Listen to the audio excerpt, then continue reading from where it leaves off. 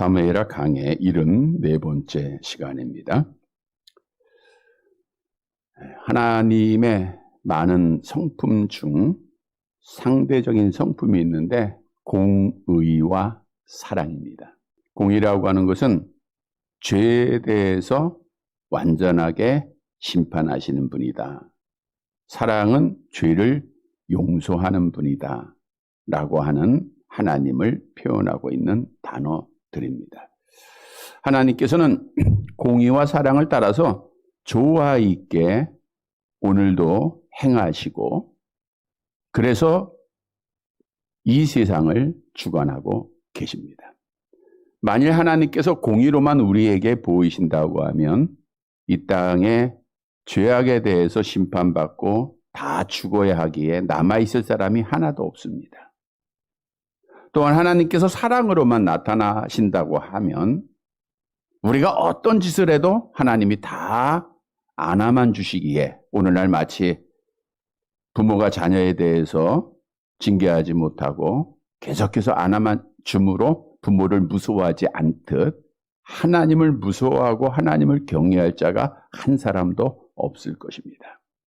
우리는 죄에 대해서 무서워하면서 하나님을 경외하고 또 하나님의 사랑 안에서 평안과 기쁨과 감사도 누리고 있죠. 이것이 하나님의 공의와 사랑이 아주 적절하게 오늘날 우리에게 역사하고 있다라고 하는 사실입니다.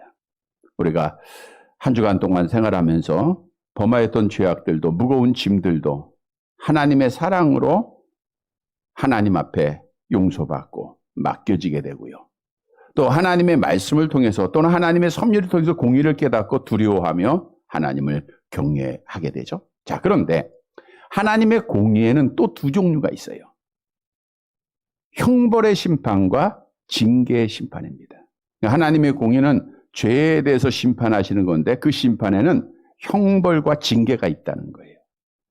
징계의 심판은 하나님의 택하신 자들에게 주시는 것이고 목적은 개선의 목적입니다.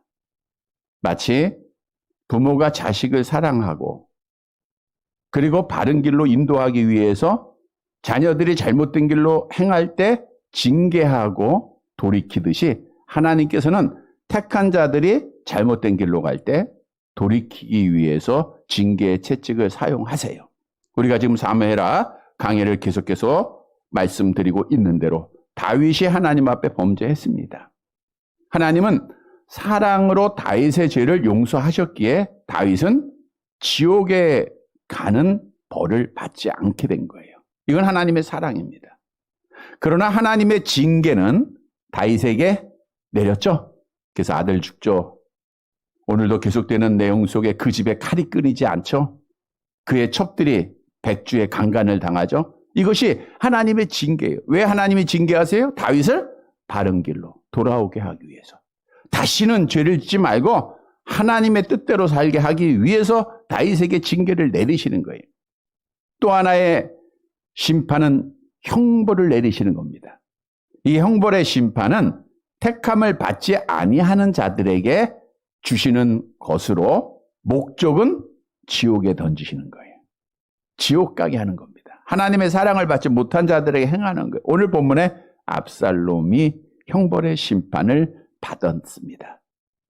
오늘 본문의 말씀은 우리가 왜 압살롬이 어떻게 하나님 앞에 형벌을 받았는가를 말씀해 주고 있어요. 따라서 우리 주의 자녀들은 먼저 하나님의 징계를 받을 때 경히 여기지 말라. 성경은 우리에게 분명히 증거하고 있죠. 잠언서 3장 11절. 함께 봅니다. 내 아들아, 여호와의 징계를 경히 여기지 말라. 그 꾸지람을 싫어하지 말라. 하나님의 사랑의 징계 받을 때마다 중하게 여기고 하나님의 말씀으로 돌아와야 돼요. 뿐만 아니라 오늘 본문의 말씀을 통해서 압살롬이 형벌의 심판을 받은 이유를 잘 기억하고 우리는 하나님 앞에 사랑으로 택함받은 자들입니다. 택함받은 자의 삶으로 하나님께 영광을 돌리고 죄악을 이겨나가 하나님 앞에 복을 받는 사랑하는 성도들이 되시기를 간절히 바랍니다. 첫째로 하나님의 은혜, 하나님이 풍성하게 주신 것을 잊어버리고 감사하지 않는 자가 형벌의 심판을 받게 된다는 거예요. 본문 9절의 말씀을 한번 같이 볼게요. 사무엘하 18장 9절. 같이 봅니다. 압살롬이 다윗의 부하들과 마주치니라. 압살롬이 노새를 탔는데 그 노새가 큰 상수리 나무 번성한 가지 아래로 지날 때에 압살롬의 머리가 그 상수리 나무에 걸림에 그가 공중과 그 땅 사이에 달리고 그가 탔던 노새는 그 아래로 빠져나간지라. 이 전 내용에 보면 압살롬의 군대와 다윗의 군대가 전쟁을 하는데 누가 이겨요? 다윗의 군대가 이겼다 그랬죠? 하나님이 개입하심으로. 그래서 압살롬도 도망을 하다가 오늘 본문에 보면 다윗의 부하들과 마주치게 돼요. 깜짝 놀라 또 도망을 하다 오늘 본문에 보면 큰 상수리 나무에 그의 머리가 걸리게 됩니다. 여기에 본문에 머리가 걸렸다라고 하는 말씀이 구체적으로 보면 그의 머리털이 걸렸다라고 해석을 하고 있습니다. 압살롬의 머리털에 대해서는 이미 14장에 말씀을 드렸죠. 우리 사무엘하 14장 26절. 같이 봅니다. 그의 머리털이 무거움으로 열마다 깎았으며 그의 머리털을 깎을 때에 그것을 달아본즉 그의 머리털이 왕의 저울로 200세겔 이었더라. 그의 머리털이 무거웠다. 압살롬의 아름다운 외모 가운데 머리가 특히 영광을 나타내는 그러한 모습이었다라고 성경은 증거하고 있어요. 머리털은 히브리 사람들에게는 그 자체로 힘과 용기를 상징하고 있어요. 삼손이 머리털이 그의 힘을 상징하죠. 백발의 면류관 머리털이 영광을 상징하죠. 근데 압살롬은 머리털이 풍성한 자예요. 그런데 압살롬은 자기의 머리털이 자기 자신을 짓누를 정도로 무거웠다는 거예요. 이게 하나님의 은혜죠. 그러니까 하나님이 압살롬에게 영광을 주었고 종기를 주었고 힘을 주었다라고 하는 뜻입니다. 그러니까 다 하나님의 은혜죠. 다른 아들들보다 압살롬을 하나님께서 더 크게 여기셨고 그에게 은혜를 베푸신 거예요.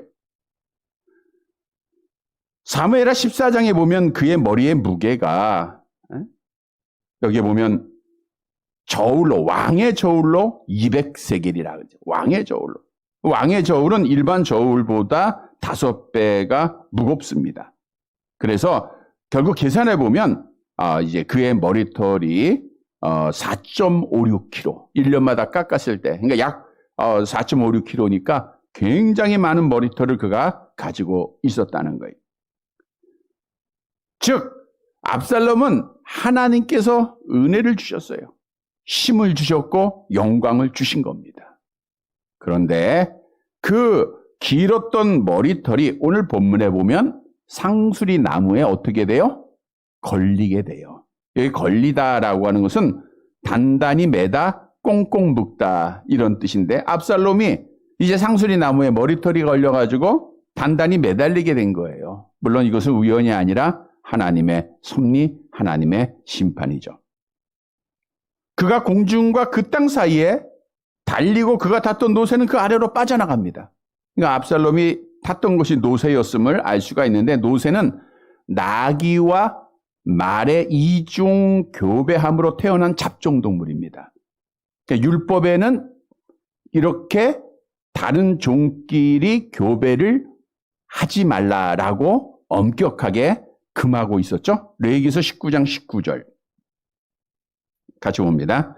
너희는 내 규례를 지킬지어다. 내 가축을 다른 종류와 교미시키지 말며 내 밭에 두 종자를 섞어 뿌리지 말며 두 재래로 직조한 옷을 입지 말지며. 따라서 이스라엘 나라에 있던 노새는 이스라엘에서는 결코 행할 수 없는 것이었기에 이방 나라로부터 수입한 동물이었다라는 것을 알 수가 있습니다. 그런데 이 노새가 값이 비싸서 왕들이 타고 다녔어요.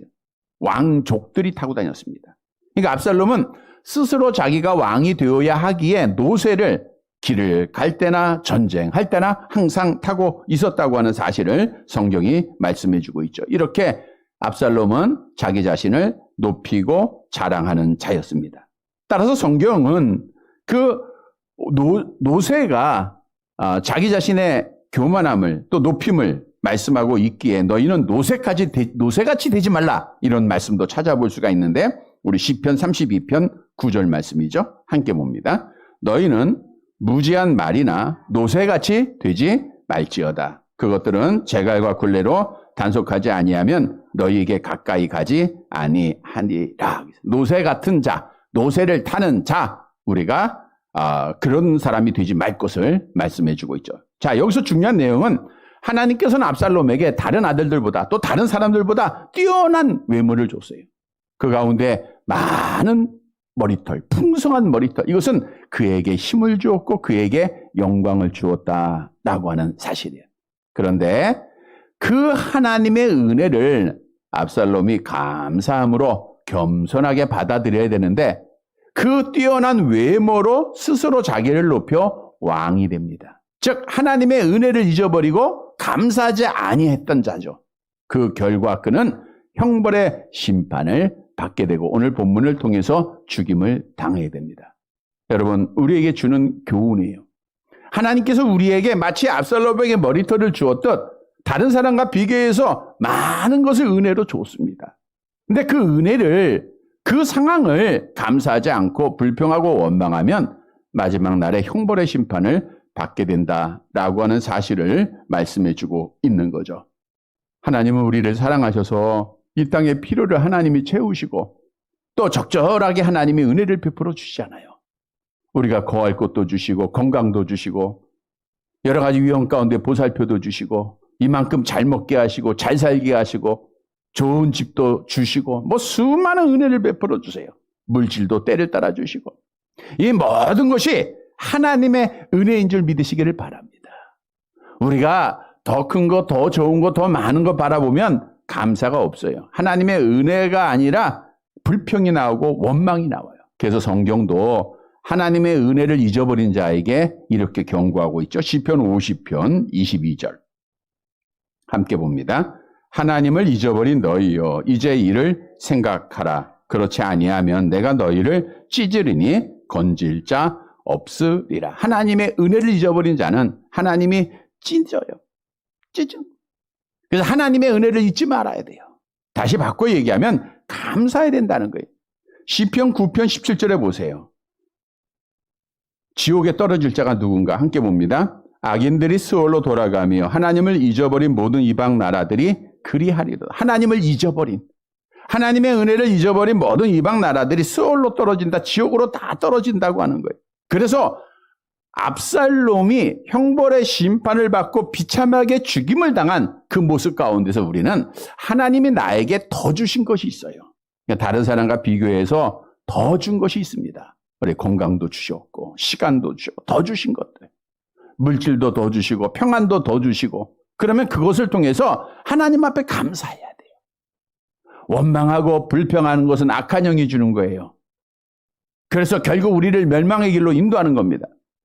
따라서 주의 자녀들은 성경에서 말씀하고 있는 것처럼 범사에 뭐 해야 돼요? 감사해야 됩니다. 범사에 감사하라. 이는 그리스도 예수 안에서 너희에게 행하신 하나님의 뜻이다라고 성경은 증거하고 있어요. 여러분, 감사할 때 하나님의 구원이 있습니다. 감사할 때 하나님 앞에 기적이 일어나고 감사할 때 하나님 앞에 복이 있어요. 10명의 나병 환자가 예수님 찾아와서 다 고침받아요. 그런데 육신의 병만 고침받고 9은 다 뿔뿔이 흩어져요. 그러나 한 사람은 가던 길을 돌이켜 주님 앞에 나와 감사합니다. 주님 감사합니다. 그랬더니 주님께서 뭐라고 말씀하셨죠? 누가복음 17장 18절 19절 함께 봅니다. 이 이방인 외에는 하나님께 영광을 돌리러 돌아온 자가 없느냐 하시고 그에게 이르시되 일어나 가라, 내 믿음이 너를 구원하였느니라 하시더라. 육신의 병만 고침받은 것이 아니라 영적인 병이 고침받아요. 하나님 앞에 구원의 복이 있다고 하는 거예요. 그래서 하나님 앞에 복 받을 자들은, 하나님의 택함 받은 자들은 항상 감사해야 돼요. 우리가 주님을 만나는 성전에 들어오는 것, 또 가정에서 기도할 때, 내가 걸을 때, 하나님과 교제할 때 우리는 가장 먼저 해야 되는 것이 감사입니다. 하나님의 은혜를 깨달아야 돼요.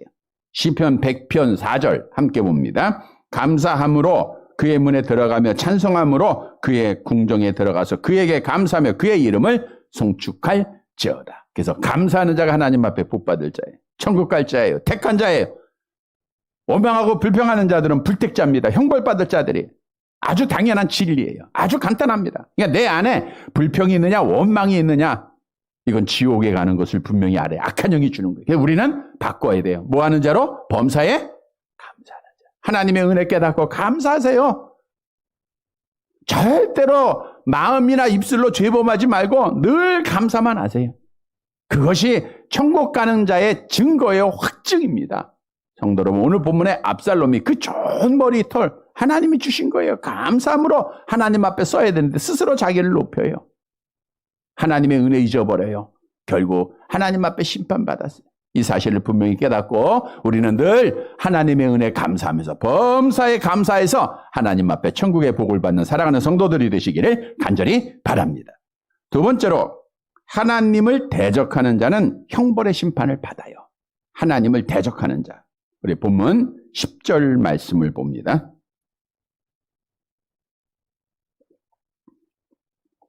같이 봅니다. 한 사람이 보고 요압에게 알려 이르되 내가 보니 압살롬이 상수리 나무에 달렸더이다 하니. 이제 압살롬이 도망을 가다가 상수리 나무에 머리가 걸려요. 노새는 밑으로 빠져나가요. 그러니까 대롱대롱 매달려 있는 거예요. 그거를 어떤 한 사람, 한 군인이 보게 되죠. 그것을 보고 요압에게 가서 알립니다.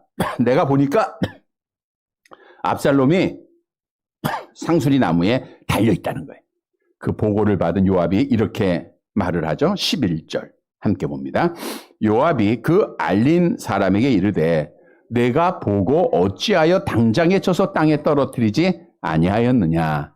내가 네게 은 10개와 띠 하나를 주었으리라 하는지라. 압살롬이 상수리 나무에 매달려 있다라고 하는 보고를 듣고 요압이 그 보고하는 자를 책망하는 거예요. 내가 어떻게 보고 그를 땅에 떨어져 죽이지 않았느냐, 그거죠. 왜 죽이지 않았느냐. 내가 네게 은 10개와 띠 하나, 여기서 은 10개는 화폐, 돈을 말하고 있고 띠는 훈장을 말하고 있는, 갑옷의 단어 훈장입니다. 내가 훈장을 주고 포상할 터인데 네가 왜 죽이지 않았느냐. 근데 이 본문에 내가 내 은 10개와 띠 하나를 주었으리라는 것은 과거형이 아니라 현재형이에요. 지금이라도 가서 그를 죽이면 내가 너에게 보상해 주겠다는 거예요. 너 빨리 가서 그를 죽이라 그거예요. 그랬더니 그 군사가 이렇게 대답을 하죠. 12절 같이 봅니다. 그 사람이 요압에게 대답하되 내가 내 손에 은 1000개를 받는다 할지라도 나는 왕의 아들에게 손을 대지 아니하겠나이다. 우리가 들었거니와 왕이 당신과 아비새와 이때에게 명령하여 이르시기를 상가 누구든지 젊은 압살롬을 해하지 말라 하셨나이다. 내가 내 손에 은 1000개를 받는다 할지라도, 내가 은 10개 준다 그랬죠? 요압 장군이. 근데 100배가 되는 1000개를 준다 할지라도 나는 결코 압살롬을 죽이지 않겠다. 왜냐? 다윗이 전장에 나갈 때 3명의 군대 장관에게 하는 말을 온 군사가 다 들었다 그랬죠. 우리가 지난주에 주셨던 말씀입니다. 너희가 싸워서 이겨라 이렇게 말한 것이 아니라 다윗이 전쟁에 나가는 자기를 따르는 자들에게 뭐라고 말씀했죠? 사무엘하 18장 5절 말씀입니다. 함께 봅니다. 왕이 요압과 아비새와 이때에게 명령하여 이르되 나를 위하여 젊은 압살롬을 너그러이 대우하라 하니 왕이 압살롬을 위하여 모든 군 지휘관에게 명령할 때에 백성들이 다 들으니라. 그러니까 이 한 군사, 이름은 밝히지 않고 있지만 이 군사도 다윗 왕이 말할 때 들었어요, 안 들었어요? 들은 거예요. 그러니까 내가 왕의 명령을 거역할 수 없다는 거예요. 왜? 왕은 누가 세웠어요? 하나님이. 그러니까 누구의 말을 거역하지 못하는 거예요? 하나님의 말씀 거역하지 않겠다라는 거예요. 여러분, 이 말씀이 먼저 우리에게 주는 의미가 있어요. 우리가 영적 전투를 하고 있는 중 이렇게 물질적인 유혹, 재물에 대한 탐욕이 수없이 있다고 하는 사실이에요. 근데 얼마나 많은 사람이 이 유혹에 넘어지고 있습니까? 돈에 넘어지고 세상 것에 넘어지는 것. 우리가 잘 아는 대로 이스라엘 백성들이 여리고성을 무너뜨리고 하나님께서 첫성이 없기에 그 모든 것을 다 하나님 앞에 바치라 그랬잖아요. 그때 아간이라고 하는 자에게 탐욕이 임해요. 그래서 물질로 인하여 죄를 범하고 그 일로 이스라엘 백성들이 아이성과의 싸움에서 실패를 하게 되고 하나님의 뜻에 따라 그가 누구인지를 밝히게 되죠. 자, 여호수아서 7장 21절 아간이 어떤 일을 행했습니까? 함께 봅니다. 내가 노략한 물건 중에 시날산의 아름다운 외투 한 벌과 은 200세겔과 그 무게가 50세겔 되는 금덩이 하나를 보고 탐내어 가졌나이다. 보소서 이제 그 물건들을 내 장막 가운데 땅속에 감추었는데 은은 그 밑에 있나이다 하더라. 이렇게 물질로 인하여 탐욕으로 인하여 결국 아간이 실패한 자가 되죠. 형벌의 심판을 받아요. 근데 오늘 본문에 한 군사는 물질의 유혹에 넘어가요? 안 넘어가요? 안 넘어가요. 우리도 그런 성도가 돼야 돼요. 세상을 이기고 물질을 이기는 성도들이 되시기를 바랍니다. 그래서 이제 계속해서 이 군사가 요압 장군에게 이렇게 말을 하죠. 13절. 13절 같이 봅니다. 아무 일도 왕 앞에는 숨길 수 없나니 내가 만일 거역하여 그의 생명을 해하였더라면 당신도 나를 대적하였으리다 하니. 이 한 군사가 요압에게 계속해서 말하는 거예요. 은천을 줘도 난 그렇게 못하겠다. 왕의 명령 어기지 않겠다. 왜? 왕은 하나님의 사람이니까. 또 아무 일도 왕 앞에 숨길 수가 없다. 하나님께 세우신 자의 눈앞에 숨길 것이 아무것도 없다는 거예요. 하나님을 숨길 수 없다는 거예요. 다윗 왕의 명령을 어기고 그의 아들 압살롬을 죽이면 필경 다윗 왕은 분명히 알게 될 것이라는 거. 그리고 중요한 내용이 13절 하반절에 보니까 만일 내가 그의 생명을 해하였더라면 이 말은 요압의 미혹에 넘어져서 은 10개의 눈이 어둡고 훈장의 눈이 어두워서 압살롬을 죽였더라면 요압이 뭐라 그래요? 당신도 나를, 그러니까 그 한 군사가 요압에게 당신도 나를 대적하였으리라. 이 말은 당신도 나를 다윗 왕 앞에서 변호하지 아니하고 나의 대적이 됐을 것이다. 즉 압살롬의 죽음을 나에게 책임을 돌렸을 것이다. 그리고 나를 죽였을 것이다. 이렇게 말을 합니다. 요압은 당연히 그럴 수 있는 인물임을 성경을 통해서 우리에게 보여주고 있어요. 따라서 이제 요압은 보고한 군사가 절대로 압살롬을 죽일 생각이 없음을 알고 나서 그가 압살롬을 죽이기 위해서 가게 되죠. 14절 말씀입니다. 같이 봅니다. 요압이 이르되 나는 너와 같이 지체할 수 없다 하고 손에 작은 창 셋을 가지고 가서 상수리 나무 가운데서 아직 살아있는 압살롬의 심장을 찌르니. 요압 장군은 할 수 없이 자기가 죽여야 될 수밖에 없는 상황이 온 거예요. 그래서 창새, 작은 창이라고 했는데 이 창은 작은 막대기의 끝을 날카롭게 만들어 가지고 사람을 해할 수 있기 위해 만든 무기입니다. 따라서 오늘 본문에 압살롬의 심장을 찌렀다라고 하는 것은 뭐 큰 창을 가지고 찌른 것이 아니라 그 작은 창들을 심장에 던졌다라고 하는 뜻이 되겠죠. 그래서 요압이 압살롬을 죽이게 됩니다. 그리고 그 죽음을 확증을 하기 위해서 10명의 요압의 이제 군사들이 그를 쳐 죽이게 되죠. 15절 말씀 함께 봅니다. 요압의 무기를 든 청년 10명이 압살롬을 에워싸고 쳐 죽이니라. 확인사살하는 거예요. 요압이 창을 던져서 그의 심장을 끊게 했고 그의 무기들 청년 10명이 압살롬을 에워싸고 완전히 죽여버린 겁니다. 자, 여기서 우리가 중요한 것은 압살롬이 전쟁에 나갈 때 내가 죽을 거다 생각을 1도 안 했겠죠. 왜? 자기를 따르는 군사는 모래같이 많고 반드시 승리하고 아버지 죽이고 자기가 왕이 될 것이다 라고 계획을 다 가졌던 거예요. 그러니까 당당하게 자신만만하게 전쟁을 시작을 했죠. 그러나 결과는 압살롬의 비참한 죽음입니다. 왜냐? 압살롬이 대적한 자는 누구예요? 다윗. 아버지 다윗이에요. 다윗이 어떤 사람입니까? 하나님께서 하나님의 사람을 보내셔서 친히 기름 부어 하나님의 종으로, 하나님의 사역자로, 하나님의 지도자로 직접 세우신 자예요.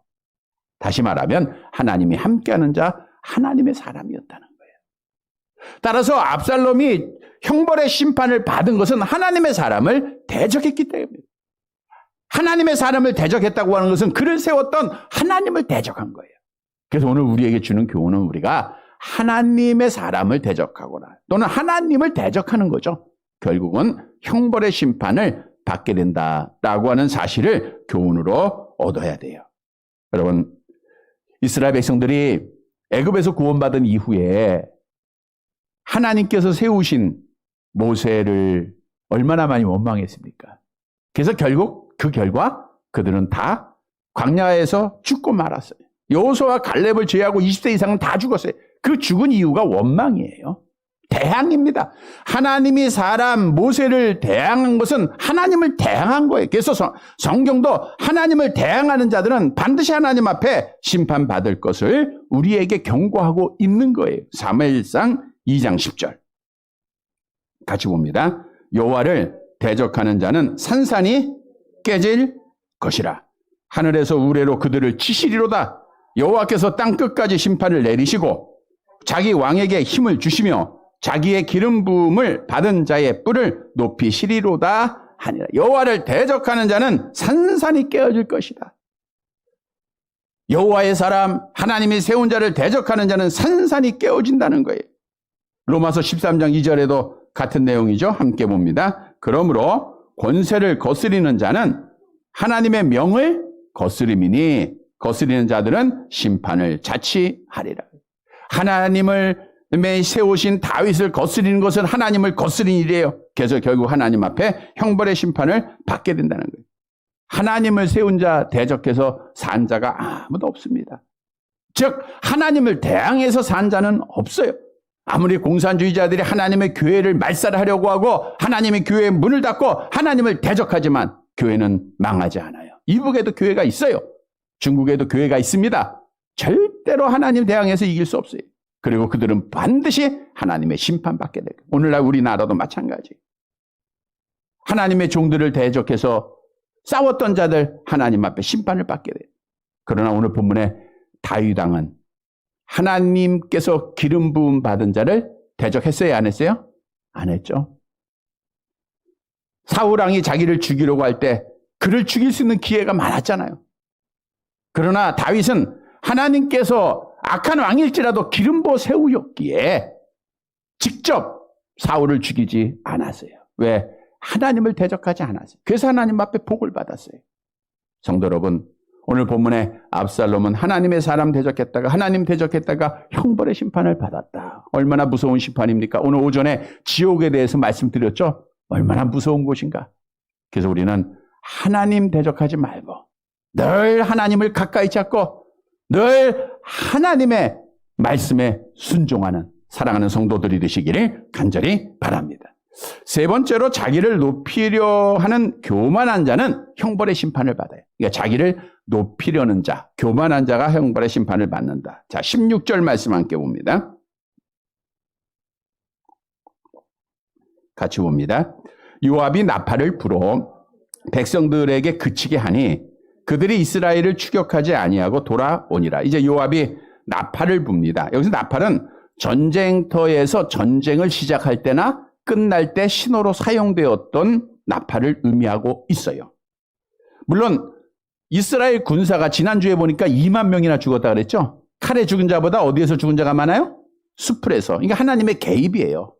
그래서 아직도 그럼에도 이스라엘 군사들이 많이 남았어요. 그런데 저들은 다 도망가고 있는 거예요. 그런데 요압이 나팔을 불자 다윗의 군대들이 이스라엘을 추격하지 아니하고 그들을 쫓아가다가 돌이켰다는 거죠. 그러니까 전쟁이 자연적으로 끝나게 되죠. 전쟁이 끝나게 종식이 된 겁니다. 지난주에도 말씀드린 대로 이 전쟁은 땅을 차지하는 전쟁도 아니고 지도자 죽으면 왕 죽으면 끝나는 거예요. 압살롬이 죽거나 다윗이 죽으면 끝나는데 압살롬이 죽었잖아요. 그러니까 더 이상 전쟁을 할 가치가 없는 거죠. 그래서 종식을 선언하게 돼요. 17절 함께 봅니다. 압살롬은 어떻게 장사되었는가 함께 봅니다. 그들이 압살롬을 옮겨다가 숯불 가운데 큰 구멍에 그를 던지고 그 위에 매우 큰 돌 무더기를 쌓으니라. 온 이스라엘 무리가 각기 장막으로 도망하니라. 그들이 압살롬을 옮겨다가 숯불 가운데 큰 구덩이에 그를 던졌다. 압살롬의 시체는 보통 사람과 같이 장사가 되지 못했다는 거예요. 저주받은 자의 모습으로 장사가 된 겁니다. 이는 하나님 앞에 형벌의 심판을 받았다고 하는 증거가 돼요. 구멍에 던졌다고 했는데 땅 한가운데 움푹 들어간 구덩이나 깊은 골짜기 또는 들짐승을 잡기 위해서 파놓은 함정 여러 가지 뜻이 있는데 어떻든 압살롬은 큰 구덩이에 던져져요. 그리고 사람들이 그 위에 큰 돌무더기를 쌓았다. 시체 위에 사람들이 돌을 하나씩 다 던지는 거예요. 그랬더니 던진 돌에 의해서 그의 무덤 위에 큰 돌무더기가 쌓였다는 거예요. 이것은 하나님과 사람 앞에 저주받았다고 하는 증거입니다. 우리가 앞에서 언급한 아간이라고 하는 사람도 죽게 되죠. 돌에 맞아 죽죠. 그리고 나서 어떻게 돼요? 여호수아서 7장 26절 함께 봅니다. 그 위에 돌 무더기를 크게 쌓았더니 오늘까지 있더라. 여호와께서 그의 맹렬한 진노를 그치시니 그러므로 그곳 이름을 오늘까지 아골 골짜기라 부르더라. 그래서 돌 무더기가 쌓였다. 무덤 위에 쌓였다는 것은 하나님과 사람 앞에 저주받았다라고 하는 증거예요. 자, 그런데 압살롬은 살아 있을 때 어떤 일을 행했는가? 18절을 보세요. 18절. 같이 봅니다. 압살롬이 살아 있을 때에 자기를 위하여 한 비석을 마련하여 세웠으니 이는 그가 자기 이름을 전할 아들이 내게 없다고 말하였음이더라. 그러므로 자기 이름을 기념하여 그 비석에 이름을 붙였으며 그 비석이 왕의 골짜기에 있고 이제까지 그것을 압살롬의 기념비라 일컫더라. 압살롬이 자기가 권력을 가지고 있을 당시에 얼마나 명예심이 강했는가. 자기 이름을 높이기 위해서 오늘 본문에 보니까 큰 비석을 세웠다라고 말하고 있어요. 누구를 위해서요? 자기 이름을 위해서. 자기 이름을 위해서. 자기를 높이기 위해서 비석을 세운 거예요. 왕의 골짜기는 기드론 골짜기를 말하고 있는데 전승에 의하면 이 비석의 높이가 약 15m나 되었다고 합니다. 그리고 그 위쪽은 뾰족하게 만들어서 원추형이 되어서 압살롬이 하나님에게 도달하고자 하는 마치 바벨탑의 사건을 생각하면 돼요. 그렇게 그가 오만하게 교만하게 하나님처럼 되려고 자기를 위해서 비석을 세웠다는 거예요. 자, 그런데 여기서 비석을 세운 목적을 오늘 18절에 이렇게 말하고 있어요. 그가 자기 이름을 전할 아들이 내게는 있어요, 없어요? 없다. 그러니까 압살롬은 아들이 없었다라고 성경이 말씀하고 있는 거죠. 근데 압살롬에게는 사실 아들이 있었습니다. 사무엘하 14장 27절을 보세요. 사무엘하 14장 27절 같이 봅니다. 압살롬이 아들 셋과 딸 하나를 낳았는데 딸의 이름은 다말이라. 그는 얼굴이 아름다운 여자더라. 자, 오늘 본문 18절에 오면 압살롬이 아들이 없다 그랬죠. 근데 사무엘하 14장에 오면 아들이 몇 명 있어요? 3명이 있었어요. 그러면 성경에 오류가 있는 건가요? 오늘 본문을 다시 보면 어떤 아들이 없어요? 자기의 이름을 전할 아들. 그러니까 압살롬을 대신해서 아버지의 이름을 높일 아들이 없다고 하는 거예요. 그런데 오늘 사무엘하 14장 27절에 보면 아들 셋과 딸 하나를 얻었는데 딸의 이름은 다말이라. 그러니까 딸의 이름은 나와 있어요. 아들들의 이름은 나와요, 안 나와요? 안 나왔다고 하는 것은 두 가지 이유가 있어요. 하나는 죽었거나 그러니까 아들이 없다는 게 맞죠.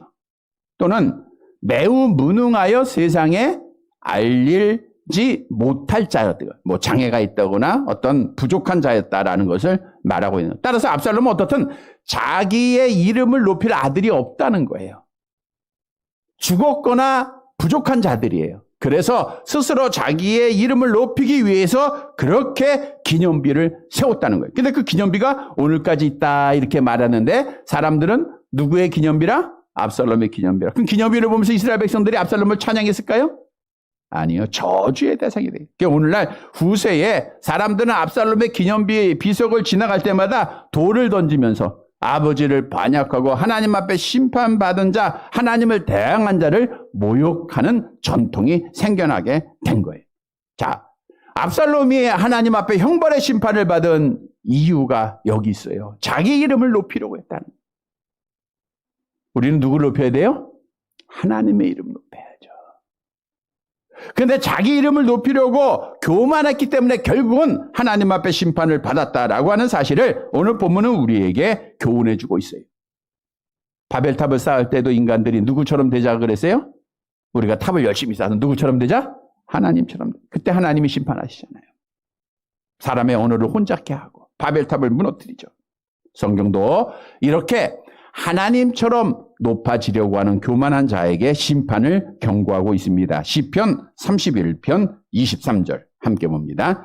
너희 모든 성도들아 여호와를 사랑하라. 여호와께서 진실한 자를 보호하시고 교만하게 행하는 자에게는 엄중히 갚으신다. 교만한 자들에게 엄중히 갚아요. 오늘 본문에 압살롬 보세요. 하나님이 어떻게 갚았는가?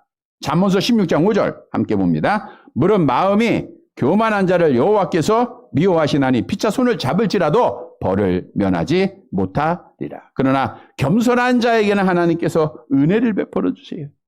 하나님은 교만한 자를 형벌의 심판로 다스리지만 겸손한 자에게는 상대적으로 하나님이 천국의 복을 주신다 그 뜻이에요. 그래서 여호와를 경외하는 믿음의 사람들은 겸손해야 돼요. 낮아야 됩니다. 낮아져야 돼요. 성김이 있어야 돼요. 빌립보서 2장에 기록한 대로 너희 안에 이 마음을 품으라. 곧 누구의 마음이에요? 그리스도 예수의 마음을 품어요. 그래서 겸손한 자가 됩니다. 성도 여러분, 오늘 말씀을 통해서 이렇게 자기의 이름을 높이려고 했던 교만했던 압살롬이 형벌의 심판을 받았다라고 하는 사실을 깨닫고 우리는 예수님의 마음을 품고 늘 낮아지는 겸손한, 그래서 하나님의 은혜를 받는 사랑하는 성도들이 되시기를 간절히 바랍니다. 말씀을 정리해 드립니다. 하나님이 우리에게 행하신 심판은 두 종류가 있다고 그랬죠? 형벌의 심판과 징계의 심판이에요. 형벌과 징계. 잘 아셔야 돼요. 징계는 누구한테 줘요? 하나님의 택한 백성들. 목적이 뭐예요? 바른 길로 돌아오라고. 복을 주시기 위해서. 형벌의 심판은 누구한테 줘요? 하나님 앞에 택함 받지 못한 자. 압살롬 같은 자예요. 목적은 뭐예요? 지옥에 던지는 거예요. 오늘 성도 여러분 본문의 말씀은 압살롬이 왜 형벌의 심판을 받았는가를 우리에게 분명히 밝혀주고 있습니다. 압살롬은 먼저 하나님께서 주신 그 긴 머리털, 하나님이 주신 힘과 능력과 영광을, 영화로운 모습을 자기를 위해서 써요. 감사하지 않아요. 그래서 원망하고 불평하는 자가 하나님 앞에 심판받는. 그래서 우리는 늘 감사하는 자가 되어야 됩니다. 또는 압살롬은 하나님이 세웠던 하나님의 사람을 대항했어요. 하나님을 대항하다가 형벌의 심판을 받아요. 우리는 절대로 어떤 일이 있어도 하나님 대항하지 말아야 돼요. 압살롬은 교만했습니다. 자기의 이름을 높이려고 했어요. 헤롯 왕도 자기의 이름 높이려다가 벌레 먹혀 죽였다라고 성경이 증거하고 있죠. 우리는 겸손한 자가 돼야 돼요. 사랑하는 성도 여러분, 오늘 말씀을 통해서 정말 하나님 앞에 은혜 받을 자가 누구인가를 분명히 교훈해주고 있습니다. 우리는 늘 범사에 감사하는 자들이 되고 하나님과 늘 가까이 하는 자들이 되고 겸손한 자가 되어서 하나님 앞에 은혜 받고 복 받는 사랑하는 성도들이 되시기를 주님의 이름으로 간절히 바랍니다.